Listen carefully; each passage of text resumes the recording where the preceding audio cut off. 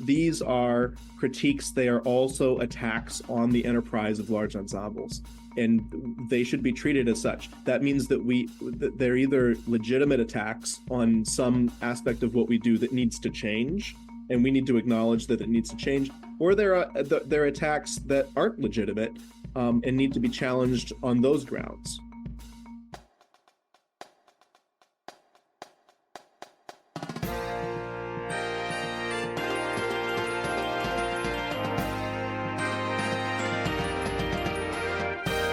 Hello and welcome to episode 20 of the BandWagon podcast for the week of July 8th, 2024.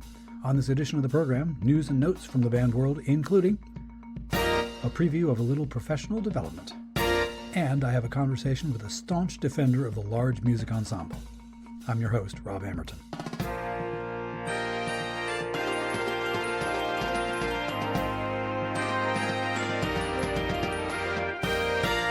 Hello, dear listener. A quick intro this week, and come to think of it, a quick everything to make way for a longer than usual trio section. Generally, I try to have these episodes be 40 to 50 minutes if I can. I don't know, some kind of philosophy I came up with during the planning stages back in January. This week's conversation is so full of good stuff that, well, I had to keep a ton of it in, so the other segments will be quick hits by comparison. So, without further ado, let's play the first strain.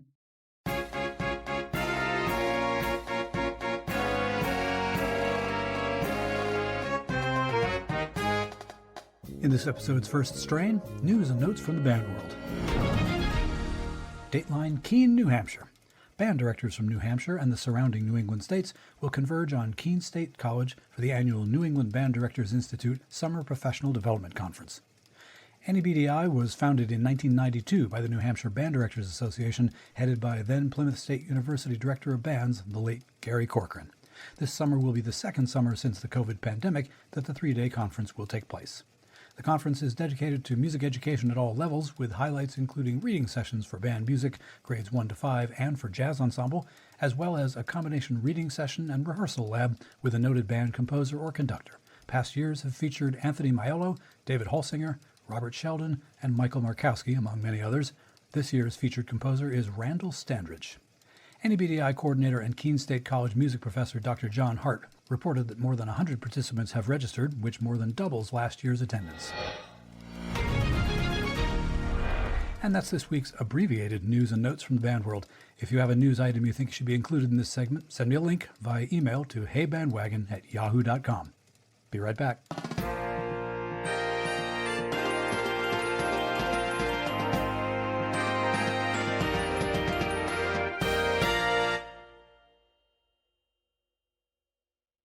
Okay, let's pick it up at the second strain.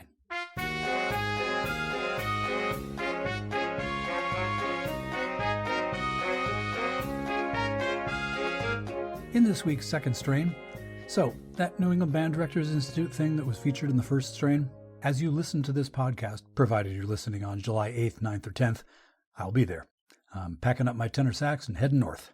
This is my 12th NEBDI, I think, and it's always a good time, and not just because it's New Hampshire and the scenery is spectacular, although it is. So who knows, maybe I'll talk podcast while I'm up there. Maybe I'll even talk with somebody for the podcast. As they say in the broadcast biz, tune in next week. And while I go look for my travel toothbrush, let's take a quick break and then get to my interview guest for the week. It's an investment of time, but I think you'll find it well worth your while.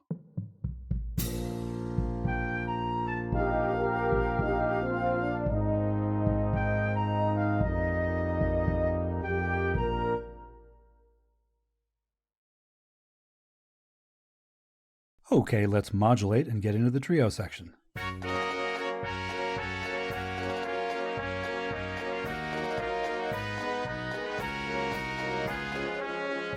This week in the trio section, I'm happy to be joined by a gentleman who spent more than a decade as a music teacher and a director of fine arts in one single Massachusetts school district. He's written very thoughtfully about the subject of music education, and I'm thinking of one series of blog posts in particular, and I think it's fair to say he's about to head back to the big house. Please help me welcome to the program, John MANGE. Hello, John. Thanks for having me, Rob. I'm looking forward to hearing you make the case for some activities that are near and dear to my heart and the hearts of my listenership as well. So we'll dig into that a bit. But first, let's create a framework for all of that and let folks get a sense about who you are and where you're coming from with a few fact-based questions. So I'll start with my usual starter, which is, what's your primary instrument? I am a trumpet player. I've been playing since fifth grade. My next question is always, how'd you get started? My parents had a disagreement. My mother was a keyboardist, organist, and my father was a brass player, played in the Michigan marching band, trombone.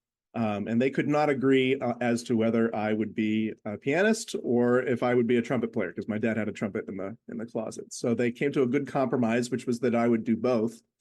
So I started in first grade on the piano. Then once it came time to join the Kittredge Elementary School fifth grade band, I was there. I was ready for it. Had a trumpet ready to go and started playing with Mrs. Savory. That was in North Andover, Massachusetts. So from closing in on that time to the present, what bands have you been active with in your life, whether it's playing or standing in front of them with a stick or whatever? I guess it all started with the Kittredge Elementary School fifth grade band. And then I moved on to North Andover Middle School bands, North Andover High School, Scarlet Knights marching band. And then that took me all the way to UMass Amherst. I guess I played in the Mass Youth Wind Ensemble in high school as well. That was a fun time with Mr. Musey. College, UMass Wind Ensemble, UMass Marching Band. That's as far as I got as a player. Oh, you know what? I played with the Valley Winds under Brian Messier as well for a few years, which is a lot of fun. That was a special experience. And then picked up the baton and was conducting the bands in Stoughton, marching band, symphonic band. Did the Tuesday Jazz Band for about 5 years. You did gloss right over the fact that you spent, is it a couple of years as a drum major at UMass? Indeed, yes. Yep. That was quite an experience. It's one of the reasons that I tossed out that snarky remark about going back to the big house. And if you're listening and you don't know, it was one of those moments in the UMass band history that everybody knows where they were when they heard about it, but you know where you were because you were there. Yeah, we were in Cuyahoga Falls, Ohio. It was boy, that was a night that I will never forget. It was definitely I mean, I don't have words to describe what it was like to be present during that time. Our band director, George Parks, passed away while we were on the way to University of Michigan back in 2010. Felt like getting hit with a bus when you're on tour with band, and then your band director actually passes away there at a show, no less. Yeah, getting hit with a bus is about a way to describe. Not that I would know from personal experience, but if I had to imagine what getting hit with a bus feels like, probably feels about like that. I know during the Drum Major Academy sessions, Mr. Parks would talk a little bit about he'd have kids raise your hand if you're going to have a new band director this year. And so there was that certain amount of separation anxiety if the previous band director had been a favorite of theirs, and how do you deal with that? But this is taking it to a completely illogical extreme. Mm-hmm. I mean, nobody prepares you for anything remotely like this. I had a little bit of training from my high school days in trying to handle that kind of a transition. We had Mr. Cotter for 2 years, freshman and sophomore year for me. He moved on, joined one of the Navy bands. So we had Mr. Walters the next year. Mr. Walters had been the performing arts director for the district. The position was cut in a huge budget cut, and he basically became the sole band director for most of North Andover. And so he had to take over the high school band and the high school choir, and was also teaching at the middle school in the mornings. It was a completely crazy schedule. So he stuck around for one more year. I think he pretty much decided that he'd had enough. And so then we had Mr. Beatty was our senior year. Mr. Beatty was there for a couple of years. We had a revolving door in North Andover, unfortunately, for a number of years. Mr. Smalley's there now. I don't know him particularly well, but I know he's been there he's definitely brought a sense of sort of continuity and regularity to that program. So yeah, Mr. Parks, certainly a figure of continuity in the UMass program, because he'd been there since the 70s, was that right? 77? 77, yeah. And his death, of course, a complete shock. And then it was time to find who was going to replace Mr. Parks, which was not an easy decision for anyone who was involved, but it was not an easy transition. I think the drum majors did the very best that we could to welcome Dr. Anderson to the UMass Marching Band, and he did not have an easy job to fill those shoes, but I think he's done an admirable job as well, it being again a source of continuity and constancy, regularity, and ultimately normalcy, because he's been there for now what, it's probably 13 years, right? So there are a number of different ways that we have just in the last few moments expressed the concept of grieving losses. And I'm thinking about that not just from that perspective, but also thinking about examples that we've seen fairly recently where budgets need to be cut for various reasons having to do with tax law and et cetera, et cetera. And since I was a wee high school person myself, public education particularly has constantly, it seems, been looking over its shoulder, waiting for the next round of budget cuts to come. I've hinted a little bit at the writing that you did a little while ago, having to do with mounting a defense of large ensembles, large musical ensembles, bands, orchestras, and choirs. Spoiler alert, I think it's a great piece, in part because it's the kind of a defense that I think a lot of people could do well with having in their back pocket. But in the very beginning of this 4-article series you wrote, in the last decade or so, it's become fashionable for some within our profession, the music education profession, to level pointed critiques against school large ensembles, and especially their tacit philosophies of music learning and enculturation. And these critiques, you write, from what I can tell, tend to fall into 4 main categories, and they are financial practicality, exclusivity, irrelevance, and hegemony. I'll be very honest with you, even as a journalism major and a lover of language, I had to go to the dictionary. Well, that's a funny word, isn't it? Because it has so many different definitions. So you have to be clear, actually, I think, about what you mean by hegemony when you decide to use that term. So I tried to define it when I used it in the blog post. I think it's worthwhile kind of digging in a little bit to those 4 areas. Now, full disclosure to everyone who's listening, and probably full disclosure from everybody who's listening, we are all a wee bit biased about whether band is worth keeping. We're preaching to the choir or the band. But you talk about financial practicality. It costs too much time and or money to run a large ensemble. That's money that could be used to increase equitable access to music learning for more students. And what's interesting to me in each of these 4 areas, you bring up subtopics and important points that it's singly and by themselves hard to argue with. It's not as if we're setting up straw men and knocking them over here, but talk a little bit about financial practicality. So the basic idea of the argument from financial practicality for, let's say, canceling an ensemble music program, the idea is it costs so much to operate any kind of large ensemble. Even if we're just let's talk about the simplest version of this, right? Let's just have a choir. So there's no instruments to buy. You still have to pay somebody to be the choir director. So we're talking presumably a full-time salary. If you want to rehearse your choir and you want it to be more than 30 people, let's say 40, 50, 60 people in your choir or several choirs, then you're going to need a rehearsal space. So that involves, facilities. You probably need a piano of some kind. Could you spend $50 on a keyboard? Yeah, you could. But what are we talking about here? Are we talking about having a robust musical experience, or are we talking about having the bare minimum musical experience? If you want to have a robust musical experience, then your choir is going to have an acoustic piano, preferably a grand piano to rehearse with. And that's going to cost you $80,000 or more. You want to have a piano accompanist for your choir so that your choir director can actually wave their hands? This also requires money. There's all kinds of things that need to go into a choir program. Now let's talk about your orchestra. Got to buy a fleet of cellos. You probably need to outfit at least some of them with violas. You can probably get the kids to rent to own the violins, but you need the basses too. So you got to do all that. Your band, of course, we're band people. We know what it costs to run a band. You got to buy all these instruments. There's some basic things that the kids can rent to own. But by the time you get to the high school level and you're trying to offer a robust high school band experience, you need to buy lower saxophones. You need to buy euphoniums and tubas, French horns. In my opinion, you absolutely need a contrabass clarinet. And you could certainly use oboes, bassoons, a piccolo. Like, these things are necessary to a robust, strong high school band program. The composers write for them. They have to be there. So it's expensive. If that's how much it costs to run a music program, how do we even go about justifying the financial practicality of that? Hmm. And the answer to the question is that you need to change your frame of mind.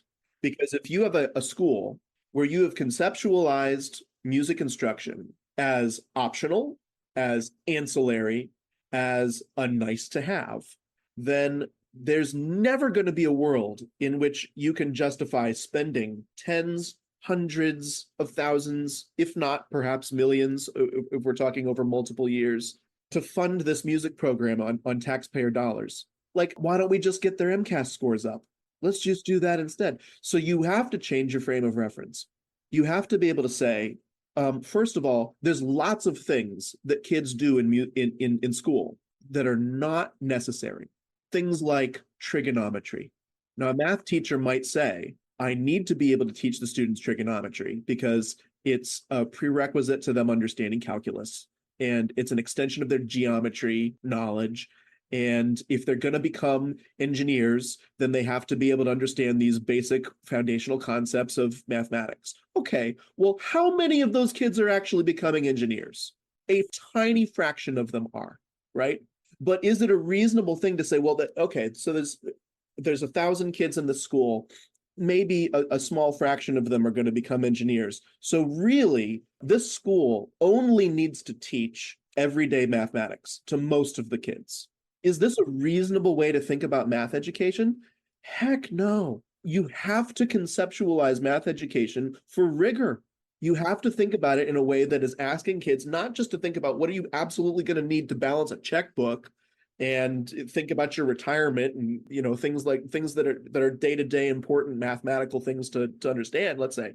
But you need to think about mathematics more broadly. You need to think about mathematics as a way of knowing.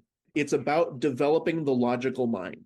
That's what's happening in math class. And so, yes, we're going to teach most kids trigonometry. The kids that we know have the capacity to learn calculus in a classroom setting, we're going to teach them calculus. Even if, and I took calculus in high school, do I use calculus ever? No, never. But I'm still glad that I learned it. So you can find something like this in every single subject. Why does somebody need to study Shakespeare?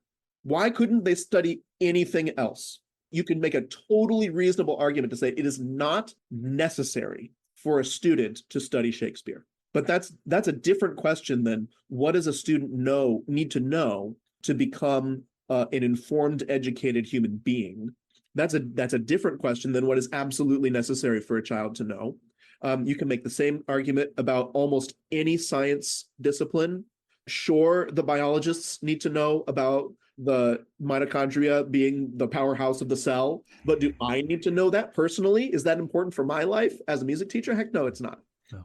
Absolutely no, it's not. And for most people, they don't need to know that. But what do I need to know to be an educated person in the world and have a rich human experience when I graduate with a high school diploma? I should know some things about mitochondria and cells, right? Mm-hmm. So it's the same thing with music. Music is part of the human experience. It is part of being in the world to engage with music and to have musical experiences in your life.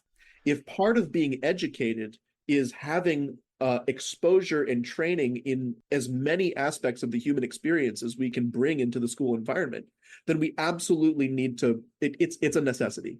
In other words, it's a necessity in that environment. Now, a lot of the decision makers, a lot of the policy makers are looking at that entire set of paragraphs through an overlay of the cliche is preparing people to be part of the 21st century workforce. Mm-hmm, sure. As distinct from preparing people to be well-rounded human beings that can critically think and can appreciate things that are beyond just the counting of beans. Right. So that's the hard part.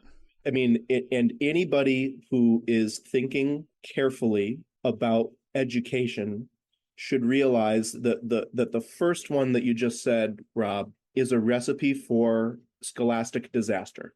To say that this place is for training people into workforces, worker drones, yeah. Then I know. Here's a good idea. Let's teach people how to code. Let's have every single kid in school learn how to code. That's what we would have said 10 years ago. Mm-hmm. But look at the artificial intelligence revolution that we are currently experiencing, you can just tell an artificial intelligence program to write the program for you. Coders are going to be out of jobs pretty soon. Why? Because if you train people in job skills, the skills ultimately go obsolete. You didn't train them to think. You didn't train them to be human beings in the world. You trained them to do a particular job. And after that job gets erased, we all go, oh my goodness, the job's gone. Well, if you have a smart, trained person who has a broad experience, they can adjust to this. The one that you just taught to code, they can't adjust. They have one skill that they've been taught, and now they can't do anything else. So how much work did the educational system, as much as it was able, based on the constraints that were being loaded upon it, how much did that educational system train the kids' imaginations? Indeed. How much did we emphasize? Critical thinking is a term that's tossed around, and it sounds to me, it's always sounded to me a little less based in the world of creativity and imagination. And because I'm the sort of person who marinates in the news and current events and was a journalism major to start out with, I am always appreciating the opportunity not just to read the headline, but to try and figure out what's going on inside of it, that sort of thing. And so whether it's artistic imagination or be imaginative enough to imagine what might happen if this court case is decided this way, for example. Well, yeah, and a lot of people in education right now, here's a really uncomfortable paradigm shift for many of those people. It would be wonderful to talk about creativity, critical thinking, all these things that are, in fact, the important things that we should be doing in school, but you can't measure them. Right. And you can't even presume to measure them. Like, how much creativity do I have? Do I have 100 creativity? Do I have 200 creativity? These are not objective things to be spoken about. They're things that we can't even agree on the definitions of the terms. Nobody in the world can agree on what creativity is. Neither can they agree on what critical thinking is. We can say within the context of, let's say, X study, oh, critical thinking means this for the purposes of this study. But that's not what that word means in the broad schematic of what critical thinking is supposed to be. It's also not a skill that you can really teach. So you're certainly not going to teach it on the MCAS, or we'll test it on the MCAS. But it is the most important thing that they learn in school. And I'm thinking of my question from years ago, which is, what is the difference between a drum corps that scores 97.125 and one that scores 97? Talk about, can you measure something or can you not? My Lord. Yep, I have strong feelings about that. I think are gonna be in conflict with a lot of people that listen to the podcast, which is completely okay. We can respectfully agree to disagree, but the idea of scoring music in the abstract is neither philosophically defensible nor reasonable. The fact that we do it is, of course, a reality of what we do here in music, but it's and in American culture. Oh, absolutely. Well, that's why we do it, and I think there are better ways of going about it than how we presently do, but we participate in the systems that we're given. So, I'm not sure that I would have imagined this is the way we get to the next bullet point, if you will. But talking about winners and losers. The next bullet point that you talk about, that is in the second of the four parts of the larger article, is exclusivity. And you say large ensembles perpetuate hierarchical structures of music making that select winners and losers through a top-down process driven by musical gatekeepers. There are a lot of buzzwords going on there. Yeah, lots of things that if you're in the music education philosophy world, your ears are gonna be ringing with buzzwords. This is a problem in large ensembles. It's an issue that we need to resolve. It's also not a reason not to have large ensembles. And that's the main point that I try to make in that portion of the post, is to say, hey, if we can all agree that this is important, then it's not an argument to say that some people benefit more from it or are given more opportunity in this important thing than others. Does not constitute an argument for eliminating the thing. If we can all agree that it's so important that it's problematic that some people receive it and some don't, then we need to find some way to get everybody into it and give everybody equal opportunity in it, at least as much as can reasonably be done. And it may not be perfect, because you know what? The world isn't perfect. but it is something that we should strive for, and it's a fair critique of what we do and how we do it right now. And we as ensemble directors should absolutely be ready to seriously take critique like this, because that's how we get better. But yeah, as far as hierarchies, finding ways to where does hierarchies start? I guess at the ground level, it starts when you start giving solos out to some kids and not to others. It starts when you audition a section and rank them by ability, and then all of your part assignments are according to that ranking. It starts with your district and all state auditions. Are any of these things bad? No, they're not bad. That's a value judgment. They exist. They have benefits as well. If I'm just a superb trumpet player, then it can be in some respects a form of differentiation to give me the more difficult parts and to give me performance opportunities that I'm capable of taking as a more advanced player. But it's also not equitable. And so that's the issue, and we have to find a way to deal with the issue. So creating opportunities for kids who are not at the top of the ranking to shine is how you do that. So you find ways to rotate parts. There are other hierarchies. There's so many hierarchies in large ensembles. Well, with that, I'm looking at the next couple of bullet points, and I am thinking about a concept that can be applied to looking at both of them, and that is tradition. And as we are well aware, a tradition is anything you do repeatedly and then you forget why you do it. The third of the bullet point subjects that you talk about is irrelevance. The example being, most students today do not listen to the music of these ensembles, the large ensembles, nor do they have meaningful personal connections to them. Talk about an activity in American life that has a history of being, why do we have wind bands in America? Because it's our tradition. So, and the word irrelevance, that's a word that I imagine people could hear in a do we cut the band or do we not situation and easily interpret that as an attack. It is an attack. I mean, it's absolutely, all four of these bullet points are attacks.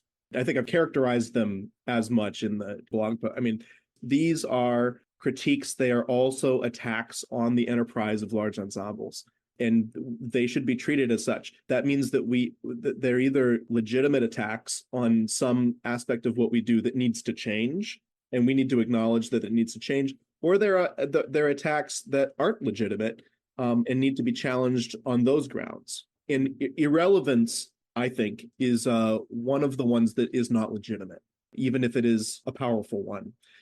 So the first reason why the irrelevancy attack is not a properly legitimate attack has to do with the fact that all kinds of things that we learn in school are not relevant to students, at least not directly so. How many kids have a personal connection to the French Revolution? Very few. Yeah, a minuscule number. So if we only talk about the aspects of history that kids are going to connect with the minute that they hear about it and go, oh, wow, I really feel strongly about that, right? Then we're not going to be teaching a whole lot of history. And most of it isn't going to be any earlier than the past 50 years. Because that's what kids are aware of at the time that they're being taught. So we teach about the ancient Egyptians. It is important for kids to know about the ancient Egyptians, not because it's relevant to their personal lives today, not because they have a particular personal reason to care about Egypt personally, unless they are themselves, let's say, Egyptian, but because, like we're saying, there are things that you learn in school that are important for an educated person to know. We as a society have agreed to what those things are. And if you as a student, now I'm going to get on all kinds of people's blacklists saying this, if you as a student look at one of these things and say, I just don't find that very interesting, in the end, by the time you're 18, it is your job to figure out what is important about that topic. Yeah. Why did they teach me that?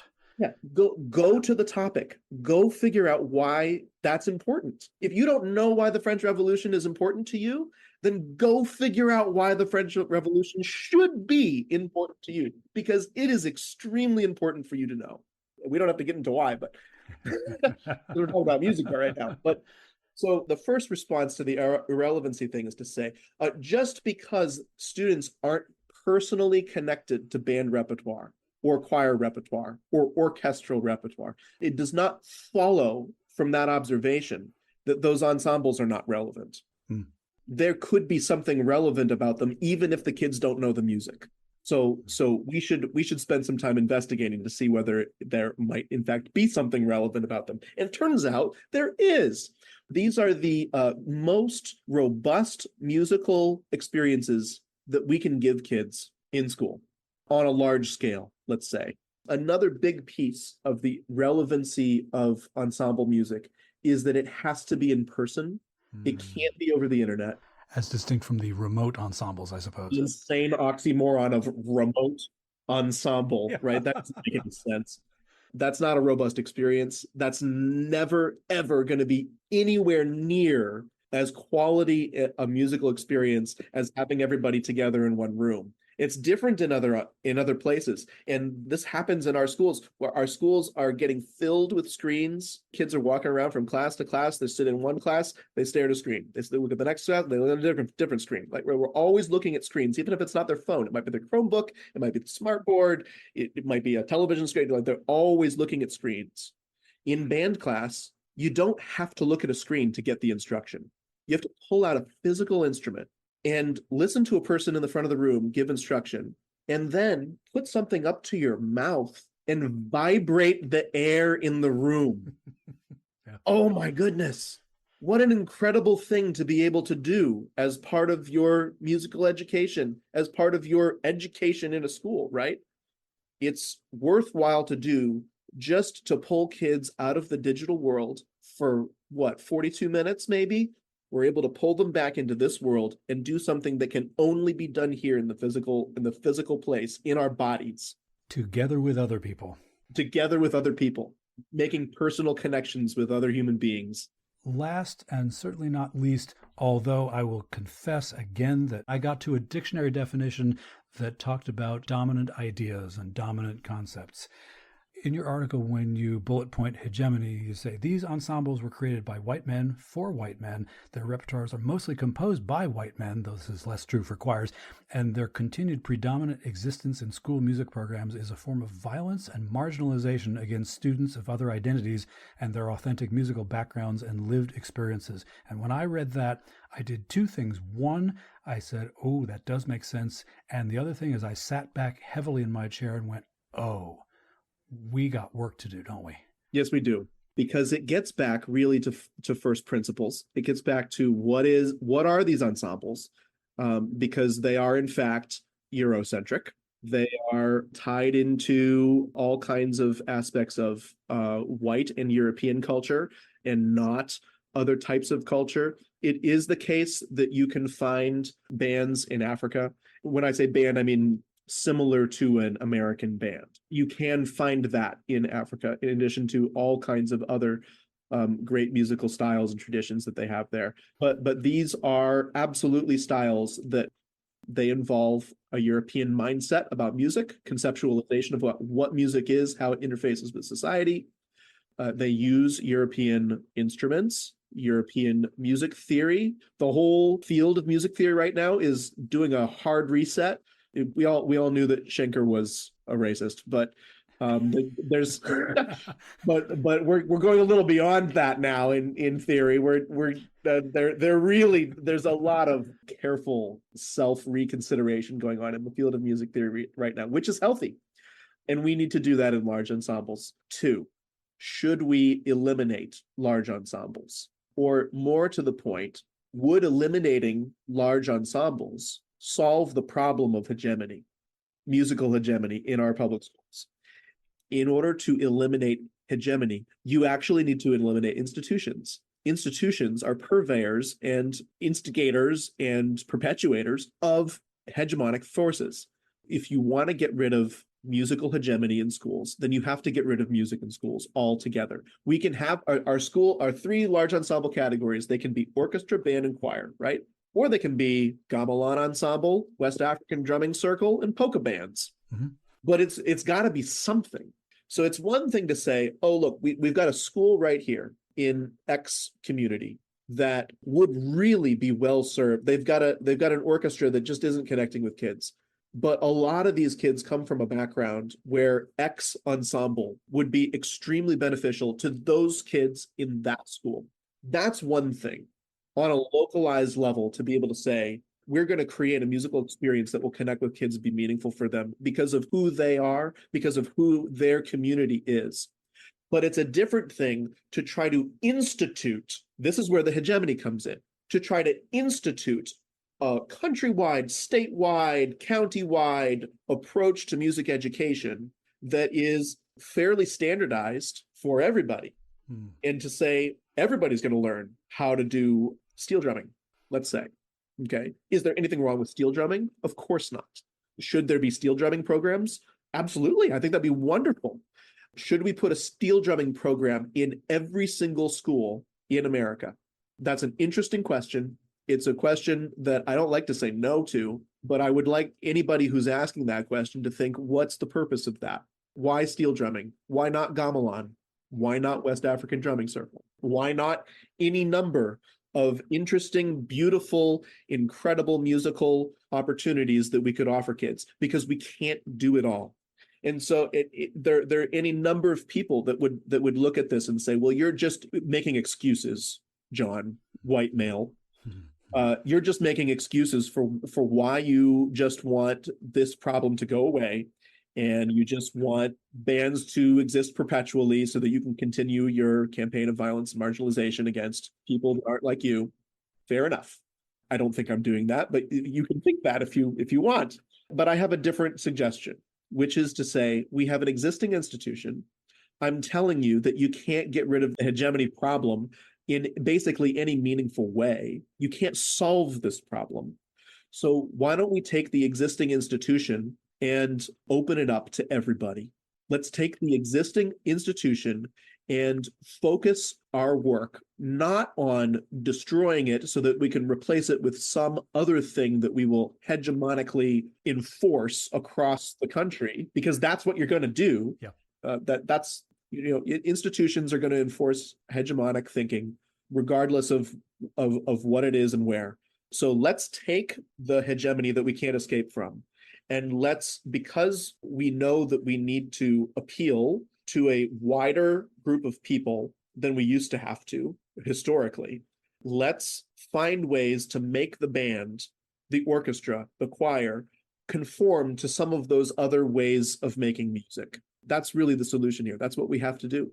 I wonder if it's worth looking at the development historically of jazz, maybe not as a model for how to structure your ensemble program or how to approach what institution gets dominant, but recognizing that the development of jazz in that particular geographic area where, long story short, all kinds of different cultural musical traditions slam into each other in New Orleans, and the European musical structure and music theory is one of those.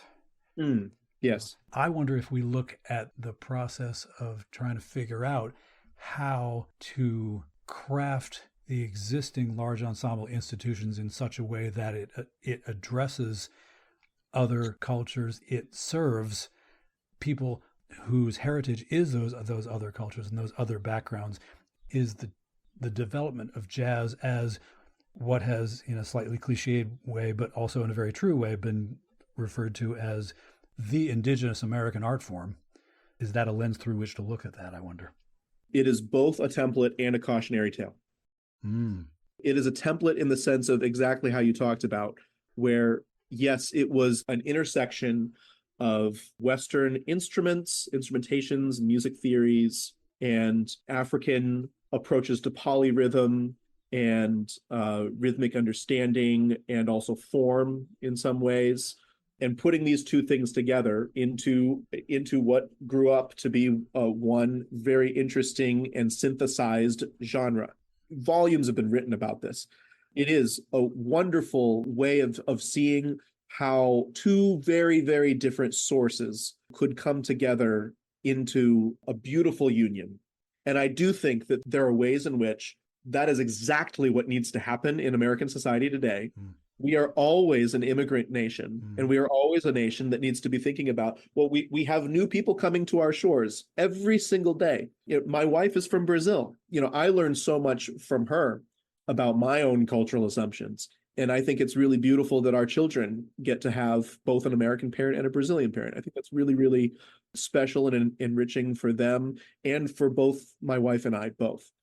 But jazz can be used as a template for thinking about how we can come together as diverse people into one society, because we do all need to live together, and we're all going to be better off if we learn how to live together. That's a really, really important thing for us to develop, using jazz as a template. And yes, let's use the concert band, the orchestra, the choir as vehicles for making that happen, in our schools today. Let's have our ensembles be a musical commons where anybody can come from any background and feel included in the ensemble experience. And as you said, right as we led this off, there's a lot of work to do to get to that point.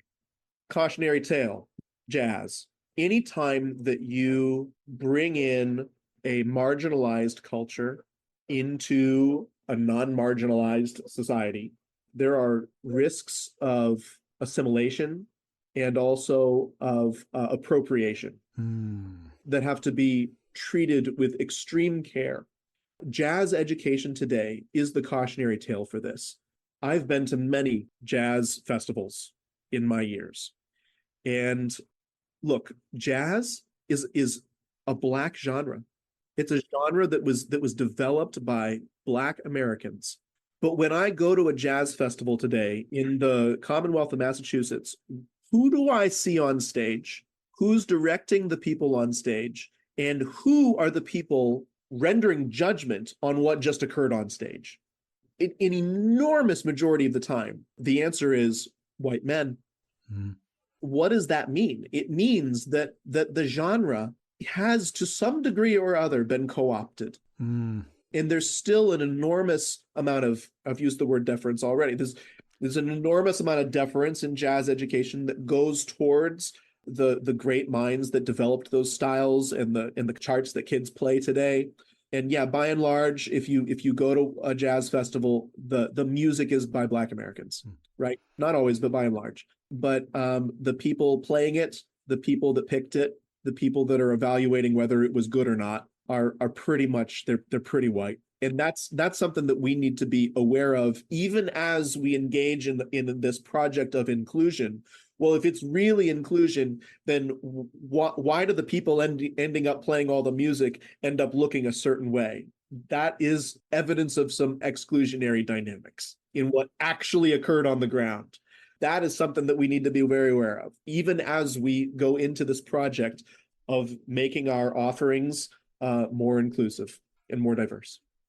I think, toward the end, if I'm not mistaken, of the first of the 4 parts of this series that you wrote something which I think it encompasses that, and it winds us back around to how do we defend the large ensembles that we enjoy so much and that we think are so worthwhile. What you wrote was, we can't lose sight of the fact that when we consider the larger context of public funding, everything really becomes a question of what we do or don't value. And this is crucial to remember because it's usually easier for decision makers to use a lack of funding as an excuse for cutting or not even starting up band or orchestra or choir. What they would prefer for us to forget is the old adage, where there's a will, there's a way. And some places have the will while others apparently don't. It's all about what we do or don't value.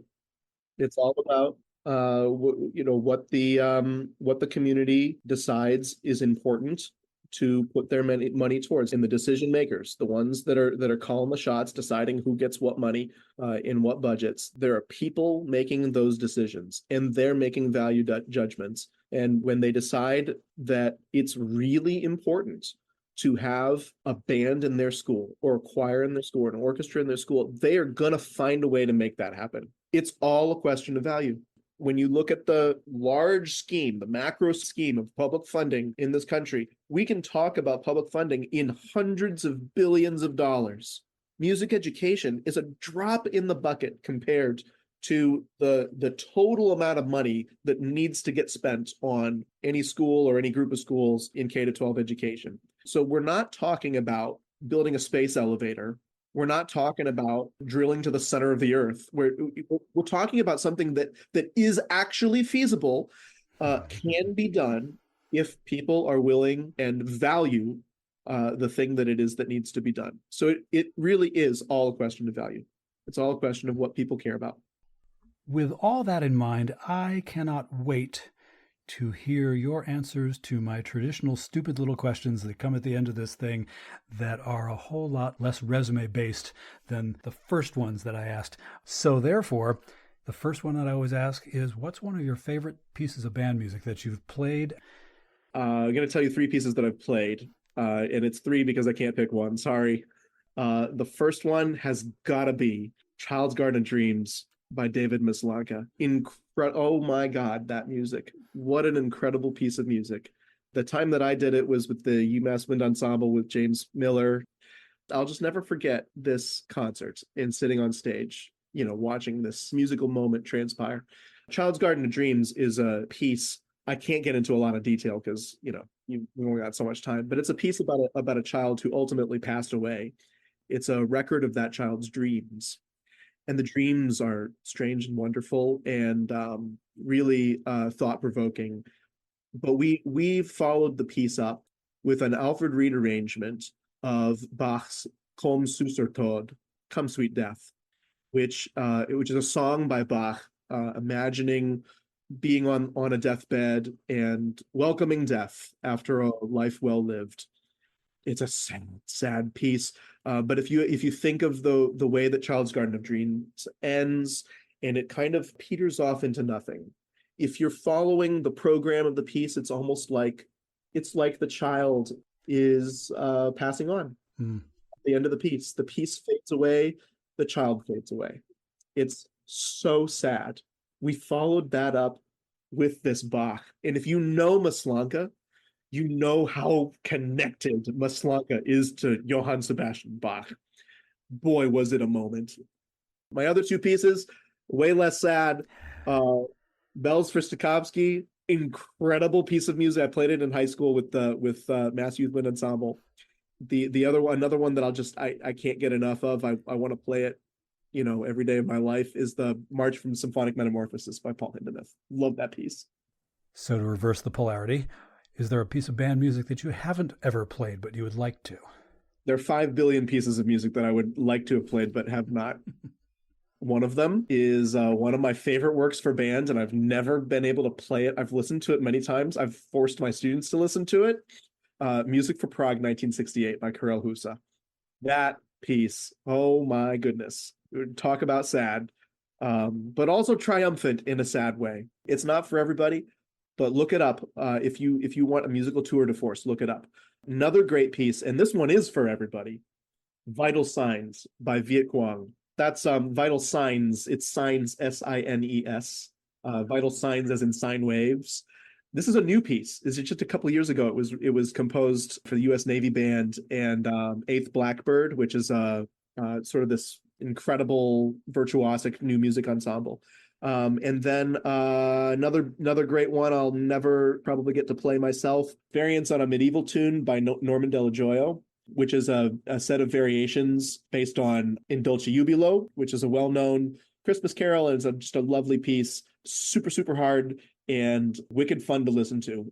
And then the last piece I have that I wish that I would get to play, but I've never had the chance, is New England Triptych by William Schumann. Like most people in the band world, I have played the Chester Overture, which is the third movement of the New England Triptych, but I have never played Be Glad Then America, and I've never played When Jesus Wept, and those two movements are phenomenal, and I wish that I could play them, but I've never had a chance.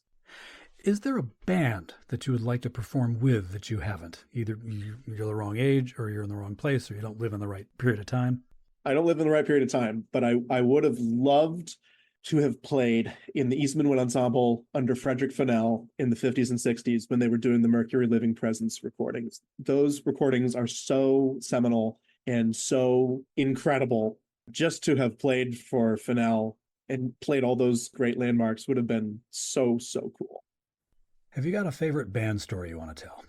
I think over the course of my life, I've proven myself to be notorious for forgetting my trumpet trumpets in various locations and to not bring them to things. My mother was driving me to Mass Youth Wind Ensemble at the New England Conservatory, and she drops me off right there on Huntington Avenue. And I go around the back of the car, open the back. My trumpets are not in the car. I am at the New England Conservatory for a rehearsal that is about to begin in 10 minutes, and I do not have trumpets to play. So I go back to my mother and I say, I didn't bring my trumpets to Boston. And she says, I don't know, go find a trumpet. And she drives off to go park the car. Because of course, I mean, it's very logical. If you're at a conservatory, surely there's a trumpet around somewhere that you could find. So I walk into the New England Conservatory completely trumpetless, kind of like trying to figure out how am I going to get a trumpet in the next 10 minutes so that I'm ready for the downbeat of rehearsal. Well, Mr. Musey comes walking in, and I walk up to him, which is not something that I would normally do. But I walk up to Mr. Musey and I say, Mr. Musey, I left my trumpets at home today. I don't have my trumpets. And Mr. Musey looks at me, and I look back at Mr. Musey. We look at each other, and this ever so slight smile crosses the corner of his mouth, and then he keeps on walking right past me. And it is at that moment that I come to the full realization that the fact of me not having trumpets is not a Mr. Musey problem. It is a me problem. So I go sit down in my seat, and I look at the kid next to me. I go, I don't have my trumpets. What am I supposed to do? And he goes, I think Bryant has 2 trumpets with him. And I go, Bryant has 2 trumpets? So I walk up to Bryant, who's sitting at the front of the top of the section. I say, hey, Bryant, I didn't bring any trumpets with me today, but I heard you might have an extra. And Bryant looks over at me and he goes, oh, yes, I do have 2. I have my B flat and my C. Here, take this. And he hands me his B flat. He says, I'll just play my C for rehearsal. And I go, what? Wait a minute, Bryant, give me the C trumpet. I'm the one who didn't bring my trumpets to rehearsal. I should have to transpose, not you. We're in high school, man. But he's just like, oh, no. John, do you know how to sight transpose? And I'm like, not really. And he's like, well, I do. And so I'm like, okay, I guess I'll play your B flat then. So I sit back down and we get into rehearsal, and he has this solo that he's playing, and it's a really hard solo. He misses a note. Mr. Musey stops the ensemble and he says, hey, Brian, I think you need to check your part. You missed a note in your solo. It's actually this. You played at that, or whatever it was. And Bryant goes, I'm sorry, Mr. Musey. It was just a transposition error. And Mr. Musey looks at him like he's trying to. The gears are turning in his head. Like, a transposition error? I'm directing a high school band. Why is there a transposition? And he goes, you're playing your C trumpet because John's playing your B flat. And then my shame is made complete for the entire ensemble. You ready for this? You certainly seem to bring everything you need to this conversation. Oh. I apologize unconditionally. Are there places online where people can find you? Yeah, I'm at, that's my website's www.solomusica.net. I'm on Instagram at the John Mange, and also on YouTube as at the John Mange, although I only have 2 videos on YouTube, so it's not a whole lot there. But trumpeter, educator, author, and now composer. We didn't talk about that, so we have to talk about that some other time. John Mange, thanks again for this conversation today. So appreciate having you on. Absolutely. Thanks for having me, Rob. After this brief pause, more BandWagon.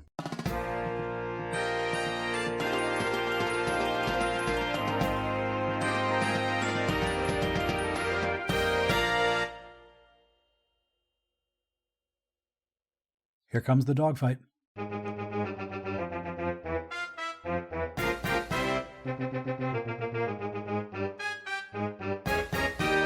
This week's dogfight is a quick nod to a gentleman whom I met at that old New England Band Directors Institute my very first time there. He was the featured band composer during that summer of 2005, and he ran 2 sessions with a stage full of band directors bearing their primary or secondary instruments. And trust me, you want to hear a band made out of band directors. Just ask Bobby Bergeron. Go back to BandWagon episode 16 for that story. Robert Sheldon was the conductor in question, and he was terrific. Very skilled, but at least as importantly, very personable, very approachable. So I approached him briefly. 3 years or so later, I was the incoming manager for the Massachusetts All-State Band, and I needed to find a conductor, and long story short, I found him. I sent Mr. Sheldon an email saying, "You probably don't remember me, but up in New Hampshire," and he immediately replied to that email, remembering details of our brief conversation that he had no business recalling. He's a busy guy, not to mention sought after. He accepted my invitation, and he was tremendous with the All-State Band kids and with the All-State Band manager.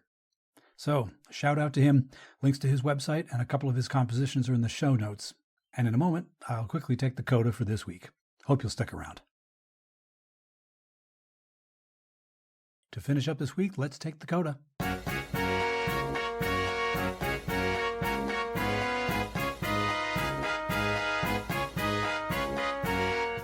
For the coda this week, a quick editorial note. I won't always race through the first two and last two segments of this podcast, but again, I didn't want to have this podcast clock in at an hour and 10 minutes or something, and John MANGE kind of forced me to adjust my usual strategy. I hope you enjoyed his thoughts. They definitely freshly inspired me to take a new look at some things I've been doing band-wise, and that's one of the reasons I wanted to do this podcast in the first place.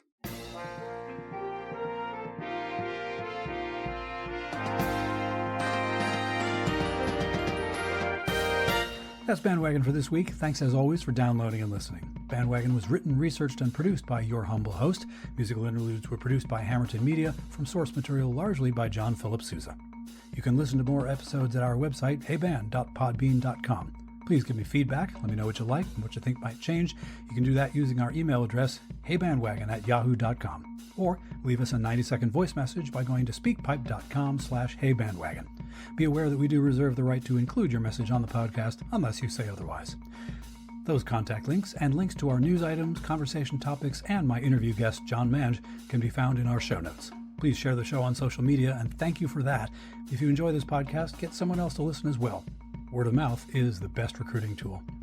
And to keep up with us every week, subscribe to BandWagon on the Podbean app, Apple Podcasts, or wherever you get your podcasts. And please rate and review. It really helps other people to find the show. For now, take care, stay in touch, stay in tune, and we'll do this all again next week. I'm Rob Hammerton, and don't leave any of your stuff on the music stand, please.